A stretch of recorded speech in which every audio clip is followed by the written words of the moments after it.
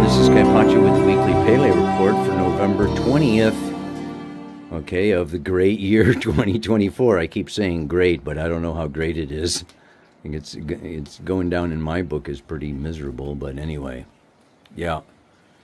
There's a storm coming, there's a storm brewing, and you can see that, yes, you know, the nice comfy chairs of the summer are stacked with no cushions. I'm on the front porch here, and I'm not going out in this. That is, where's the sun? Where's the moon? We've got gray.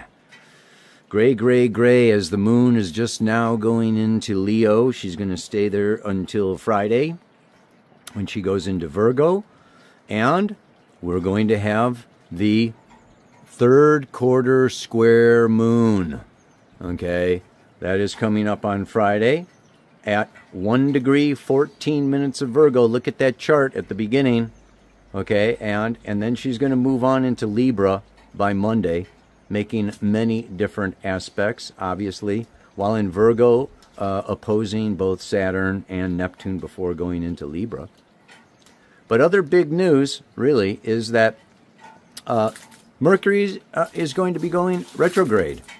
Yeah, Mercury has been in its storm period here for a little bit, and I'm going to read the Sabian symbol for Mercury going retrograde, as well as that third quarter square moon. And yeah, what can I say? 3 weeks of Mercury retrograde. You know, retrograde has to do with reflection, individualization, coming into your own attitudes and your own thoughts about things.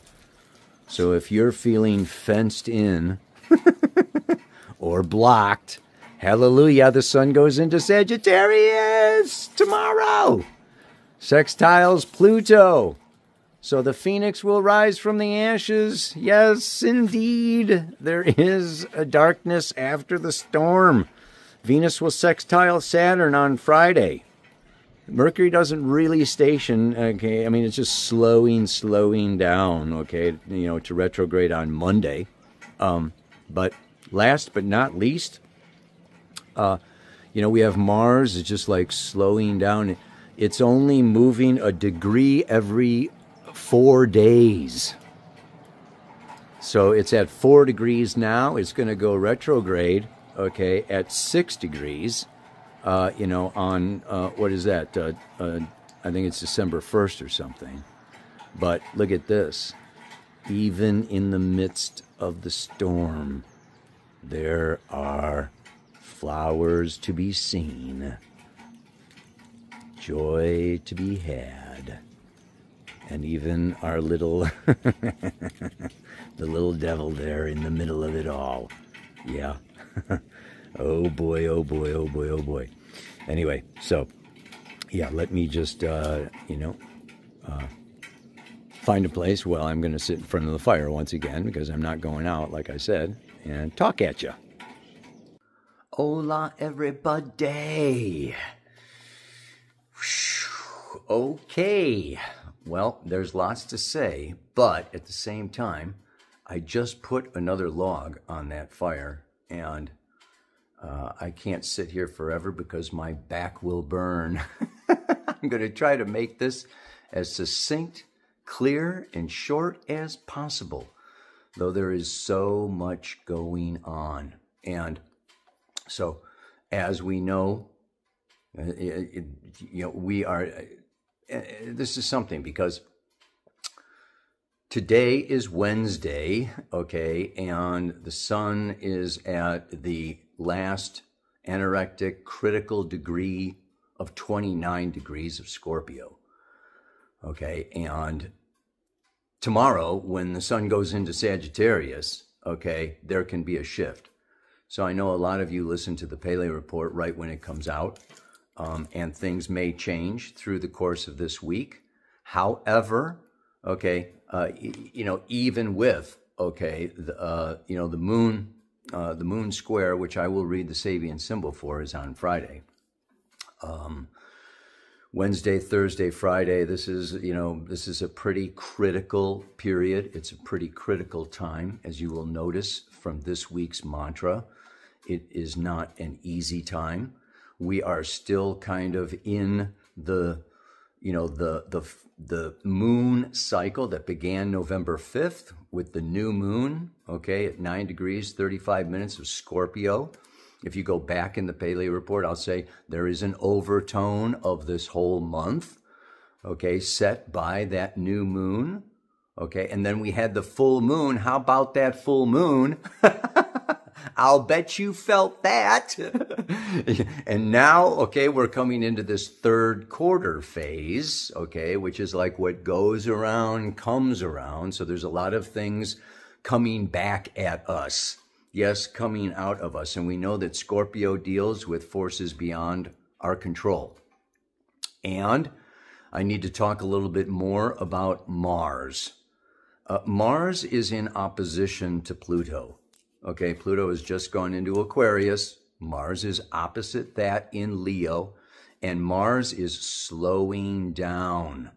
Okay, it's going to go retrograde in a couple weeks at 6 degrees of Leo and come back again, okay, to oppose Pluto.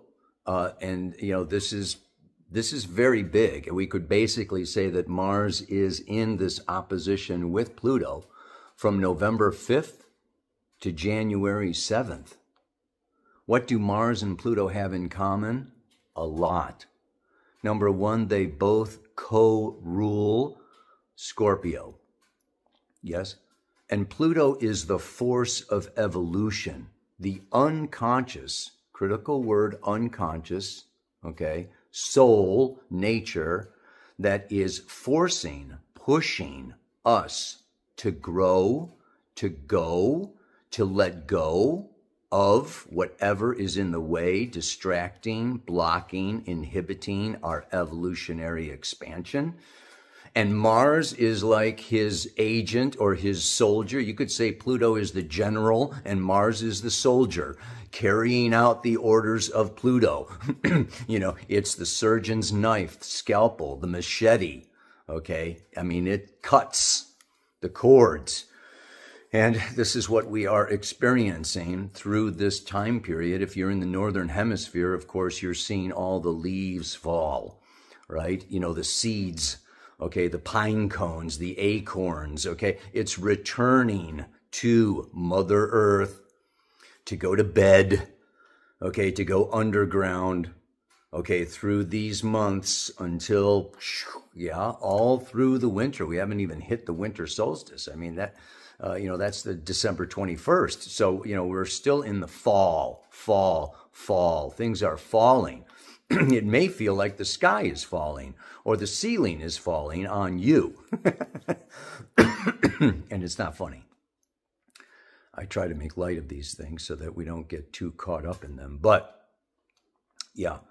So this can be a time of great loss. It can be a time of sorrow. It can be a time of suffering.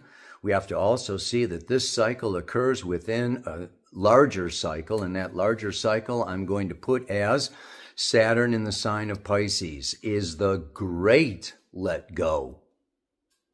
The end of a 28-year cycle, okay, happening from March of 2023 right on through 2026. We have 3 years, 2+ years, okay, of this Saturn, all of our forms and structures for security, financial security, the solid, feeling grounded and business as usual. This is not a time of business as usual.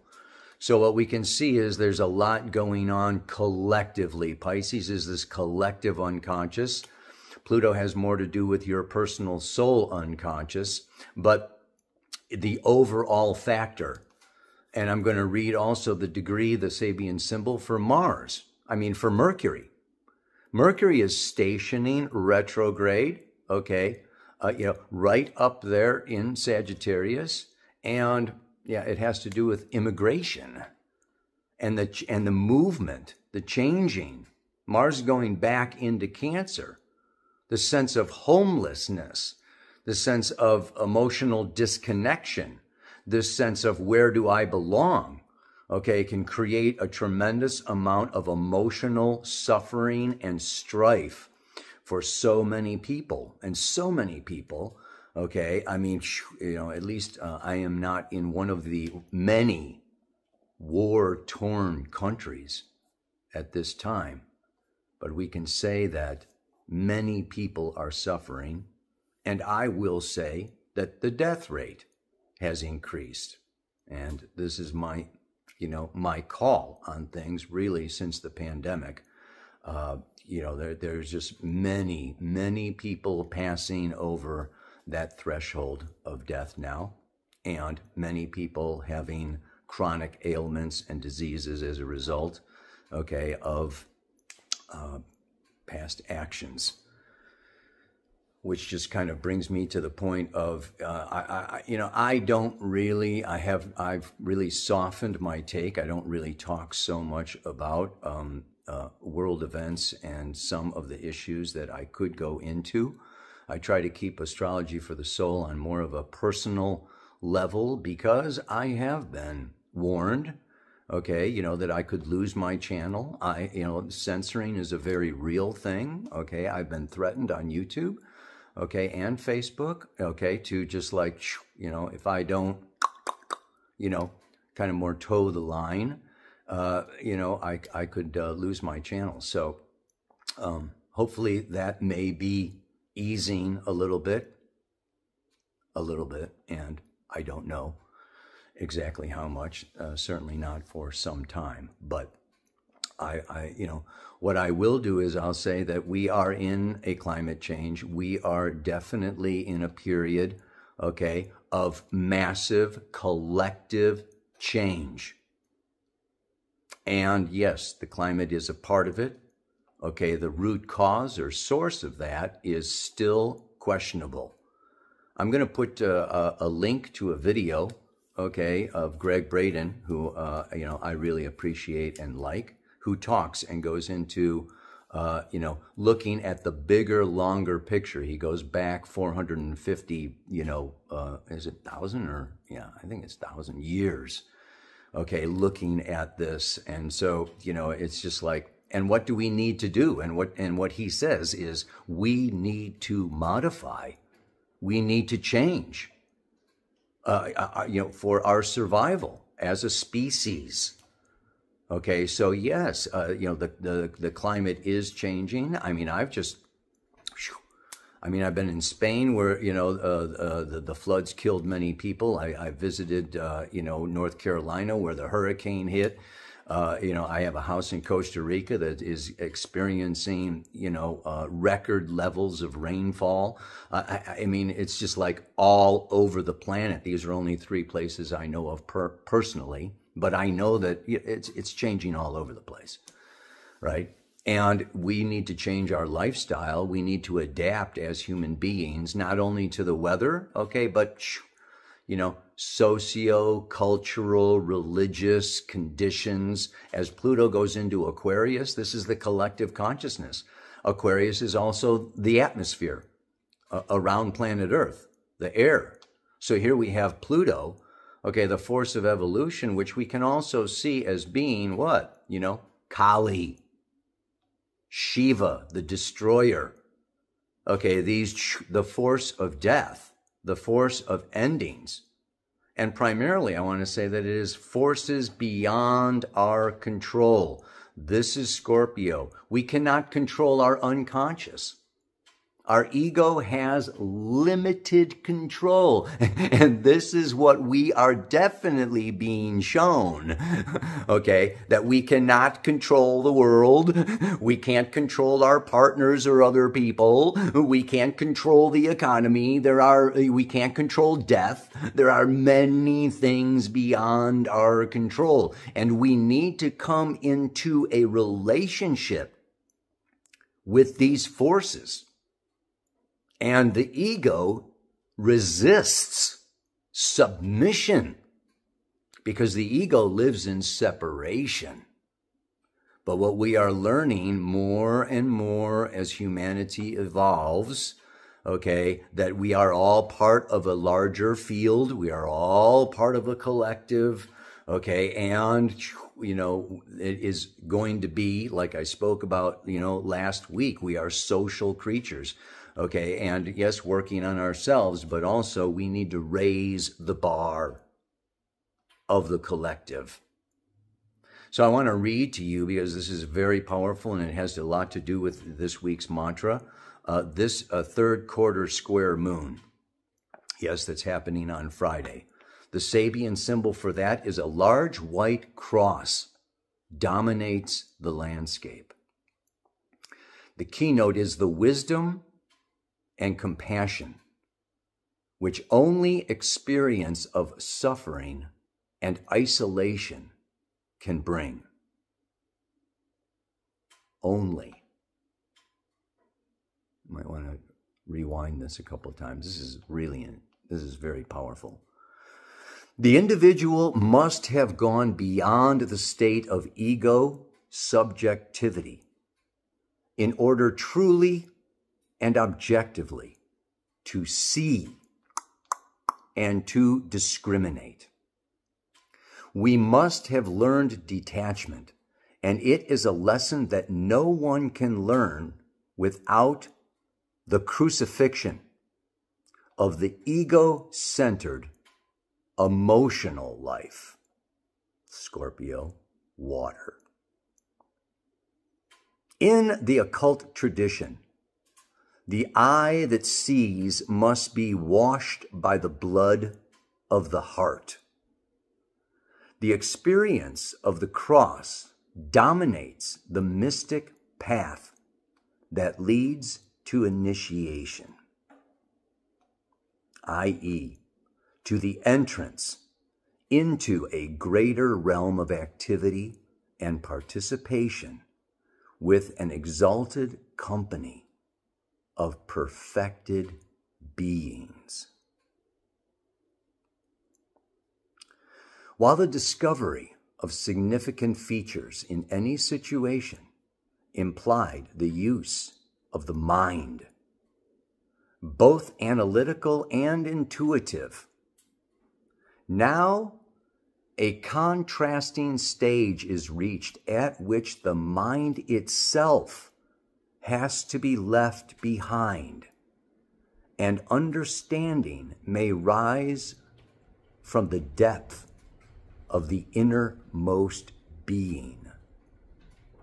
In capital letters, a liberating ordeal.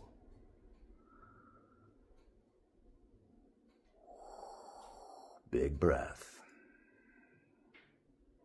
Big breath. You may not be going through this personally, but you undoubtedly know of others who are going through an ordeal right now, an ego crucifixion of this analytical mind and ego, yes, that wants to control, maintain, direct, manage,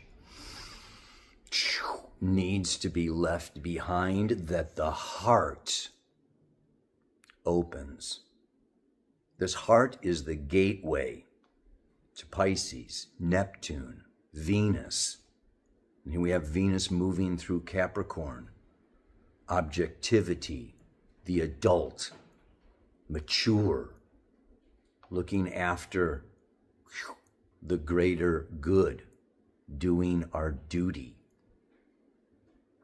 This can be extremely trying, and many people are going through some very challenging personal difficulties. And so we have the approach. The approach to this is a surrender. It is a realization that we are human, that we are vulnerable, and that there is a pathway forward.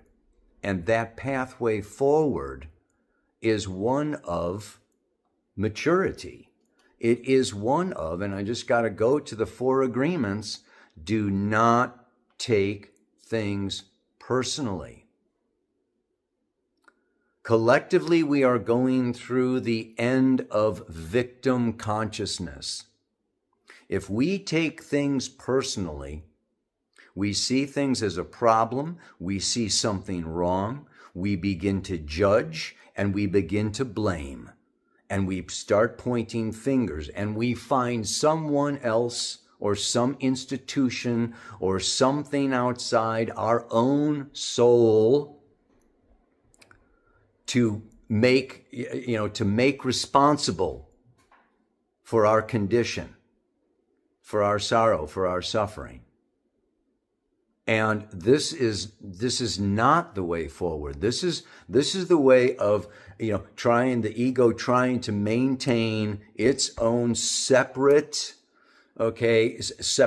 reality. It reminds me of the Carlos Castaneda, A Separate Reality. It's a great book. Love Don Juan. But anyway, getting back to what I was saying, right? So this is like really a powerful, powerful experience of, as we could say, the dark night of the soul. And it may not be one night. Hopefully it is tonight, as that sun hits that 29th critical degree of Scorpio, the culmination, okay, and then moves into Sagittarius. And this degree I have always associated with the phoenix rising from the ashes of this underworld experience. And what's left out of that phoenix rising from the ashes is that the phoenix gathered the wood, built the fire, and lit the fire itself to burn itself. And then it rose from the ashes. So what we want to do is, it's like, don't take it personally. Well, what we want to say is, okay, our unconscious soul evolutionary intention is to progress out of separation and return to source, return to unity, and return to oneness. So understanding that as the goal, as the intention on an unconscious soul level, then we have the ego, okay, that is up here going, oh, no, this is not going to happen. I'm never going to die. I don't want to suffer. I don't want to, I'm going to hold on to this relationship. I'm going to hold on to this money. I'm going to hold on to this position. I'm going to hold. I'll tell you, just like the seasons of the year, life is full of constant change, constant letting go, but it is always replaced with something new. Something is birthed. There is a resurrection. And it may not come until spring. Obviously, we have, the final pass of Mars, opposite Pluto is not till next April. So, we're in a birth canal here. We're in a tunnel. But I want to show you, and I want to read to you now this, the Mercury stationing, because that is also, kind of going on now. And I talked about, Mercury opposite Jupiter. Okay, this is going on for a period of time also. All right. But let's look at this stationing degree of Mercury going retrograde. And it is a group of immigrants as they fulfill the requirements of entrance into the new country. We just heard about an initiation into a company of perfected beings. Now we're having it repeated with Mercury retrograde, having to, fulfill the requirements for entrance into a new country. The keynote is consciously accepting the ways of a new stage of experience in readiness for the opportunities it will present. There is a light at the end of this tunnel. There is a resurrection. There is a new cycle beginning. Pluto is in Aquarius for 20 years. The age of Aquarius is 2,160 years. Okay, I mean, we are in the throes of birth, and we know that birth is one of the most painful, intense human experiences that a woman can have. As we pass any threshold leading to a new realm of existence, we have to meet certain requirements and the necessity to adjust to new ways of life in action, thought, and feelings. At times, this may seem an ordeal. Second time for the word ordeal. We are in an ordeal. But it is inevitable.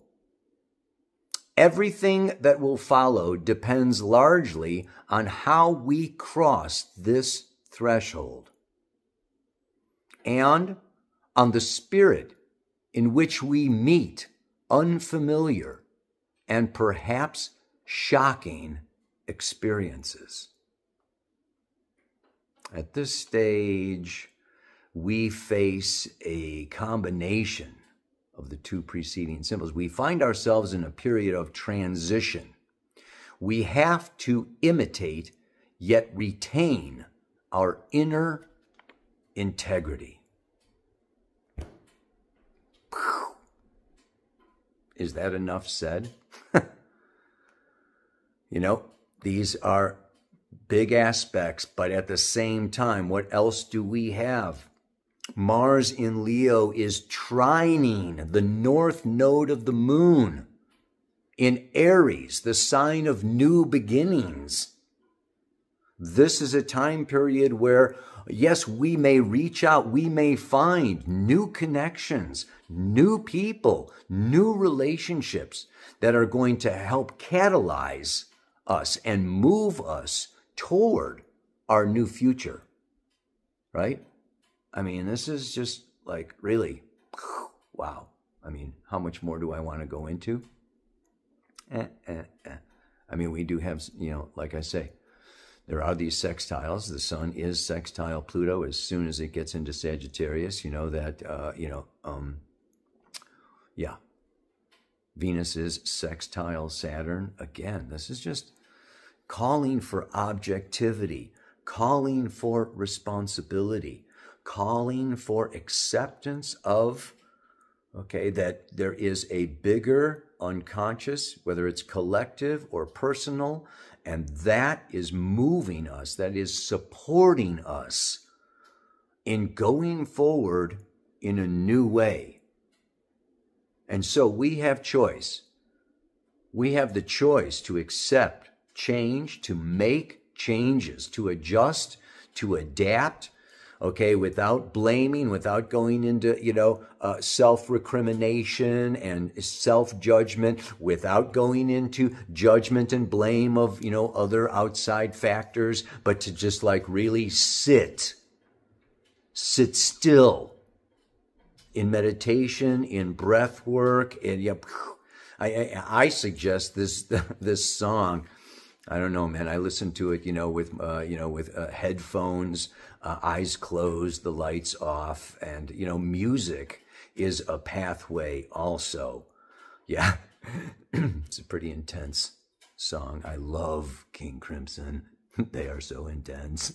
But anyway, the epitaph. It's not a happy song.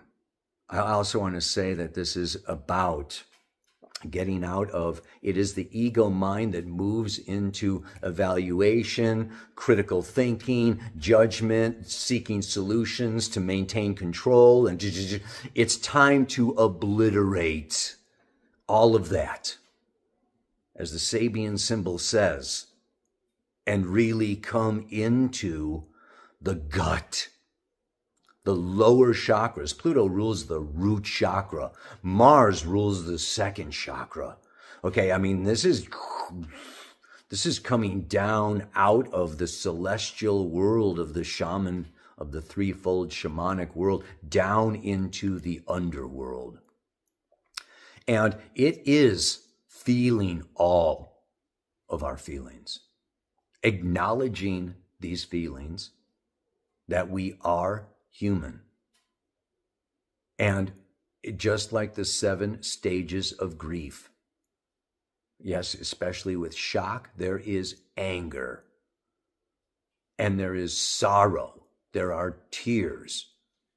And this process of letting go, okay, is not just about letting go of bad habits or letting go of, toxic relationships or letting go of, nasty situations. It has to do also with letting go of old conditioning of how we were taught to manage our lives and ourselves and to embrace a new worldview, right? This is Sagittarius, a new philosophy, a new sense of meaning. So that, this is a time to expand our consciousness to philosophies and teachings and other people that have a greater view, a greater expanded understanding of this process that we don't want to get stuck in. Yeah, baby. Whoa. I hate to be so heavy and lay this stuff out on a paleo report. I like to keep it happy, but there's just times where this is not a time to avoid, deny, ignore, suppress, this experience. Because it is actually an opportunity. It's like every problem, every crisis is an opportunity, okay, to embrace a greater, deeper, fuller reality. And wow, this can really bring us together in our relationships. This can bring us together in our communities. This can bring us together as nations. This can bring us together as a whole. It's like, what? We've got to stop blaming each other and fighting each other, trying to control each other. And we've got to cooperate. We have to understand and get it through our thick skulls that this is not about getting there first. Nobody is going to get there first until we all get there together. This is Aquarius. It's opposite Leo, the self. And this Mars in Leo may fight. I want to compete. I want to win. I want to be on top. I'm king of the mountain. Sorry, Charlie. Pluto is a Debbie Downer. You know what? It's time to realize, that it's only through community. It is only through acting as a collective. It is only through the realization of oneness that we are going to stop pollution, deal healthily with the climate crisis, end the health crisis and the toxicity of our food, water, and everything else, and blah, blah, blah, blah, blah, blah, blah, right? There's so much division and polarization going on right now, and you can see this division and polarization with, Pluto in opposition to Mars. It's got to stop. That's what I say.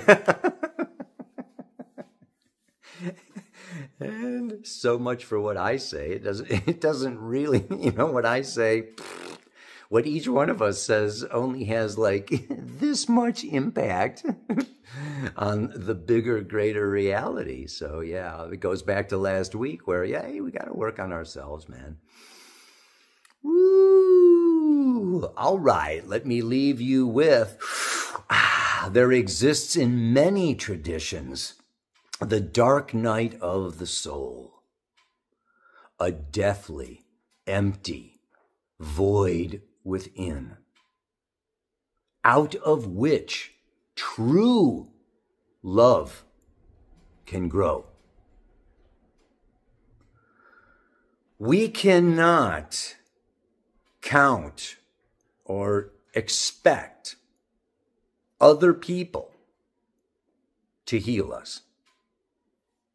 Our path of healing lies within ourselves. Patient, heal thyself.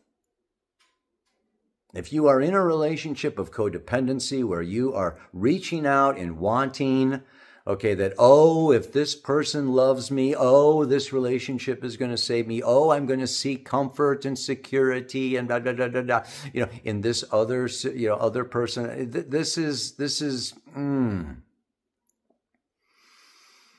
We need to come to relationship as whole beings, and that requires doing our inner work and, addressing our woundedness.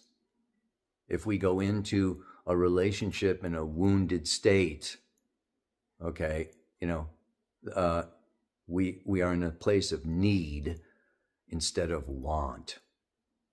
So the more that we can become self-sufficient, Taurus, the opposite of Scorpio, ruled by Venus, which is now in Capricorn, responsibility and integrity, right? Objectivity. So the more that we can, do our inner work and our inner healing, the less disillusionment and the less disappointment we are going to be finding in our relationships, personal, social, and collective. You know what I'm saying? I'm sure you do. Or you wouldn't be watching. I gotta say, I am humbled and blown away and deeply appreciative. I get these messages and these comments of people that have been listening to the Pele Report for 10 years and more. It blows my mind. Anyway, one last time. There exists in many traditions the dark night of the soul, a deathly, empty void within, out of which true love can grow. Go into the emptiness. Go into the void. Feel all the feelings. Let go of judgment and solutions and mental activity. And out of that space, out of that heart space, true compassion, understanding, acceptance can grow, leading to joy, bliss, and true love. Namaste. Aloha. So much love.